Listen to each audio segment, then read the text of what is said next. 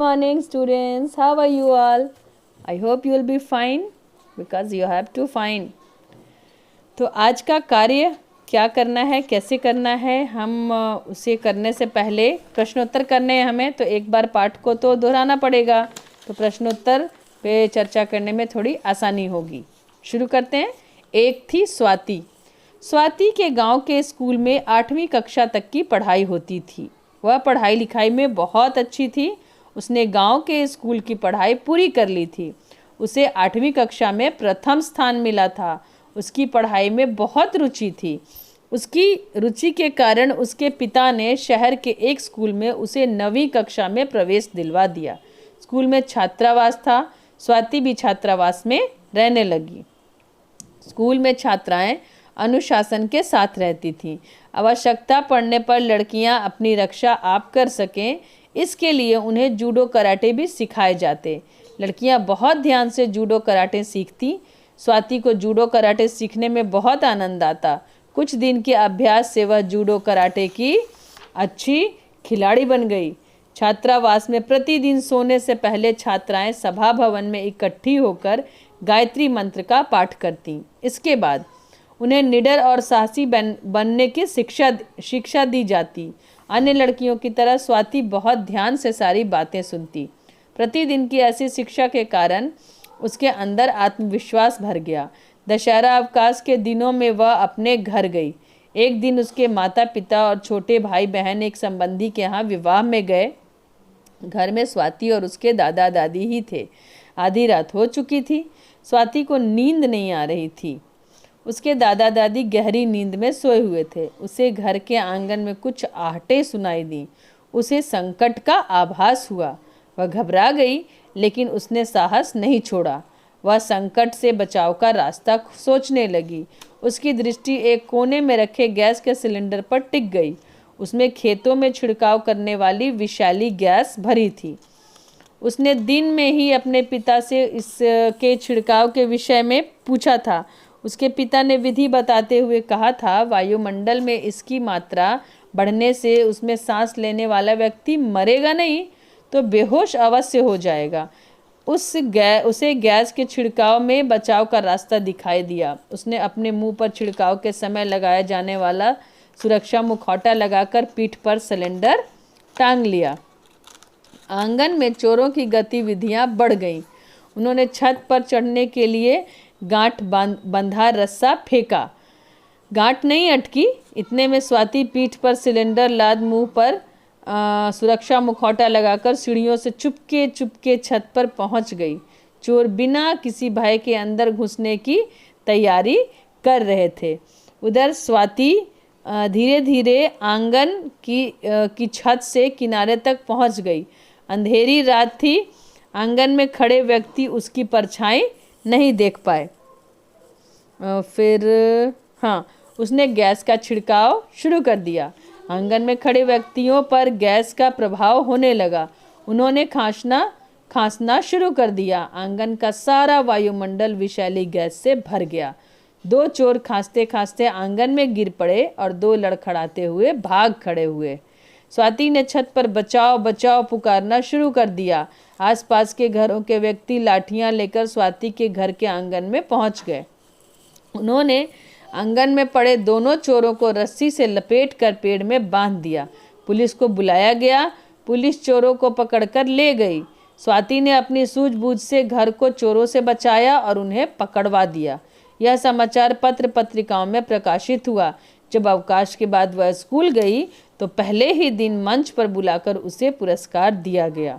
उसने पुरस्कार लेते हुए कहा, यह पुरस्कार निडर और साहसी बनने की शिक्षा का फल है।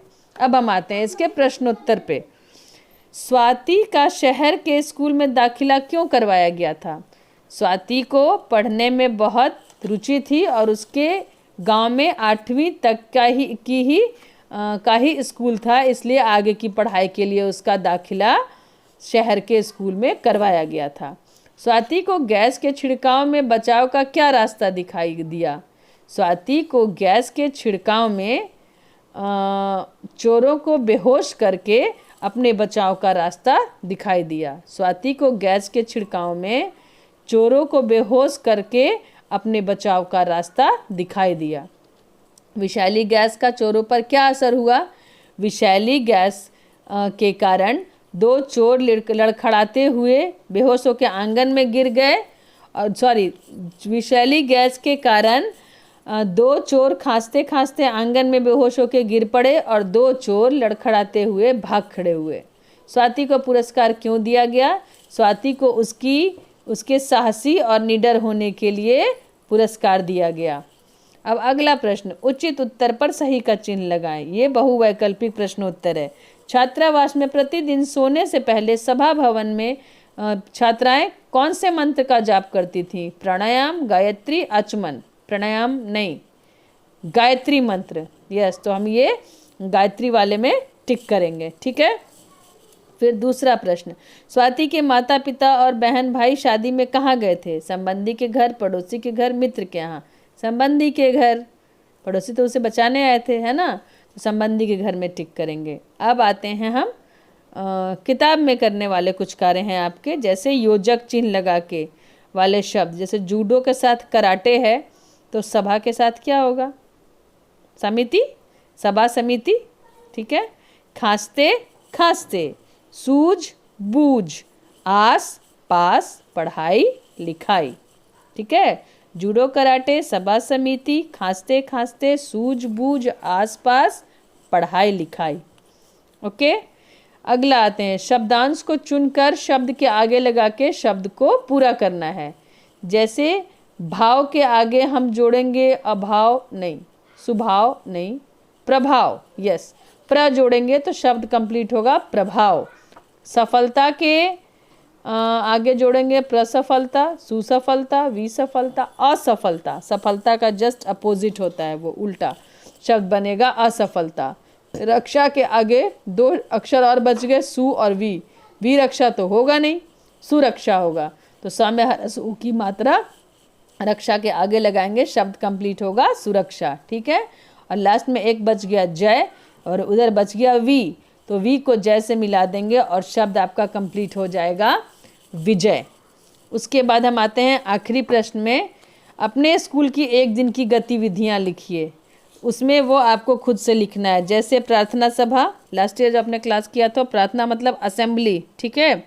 असेंबली के बाद लिख देना सीधा क्या कहते हैं, कक्षा या वर्ग,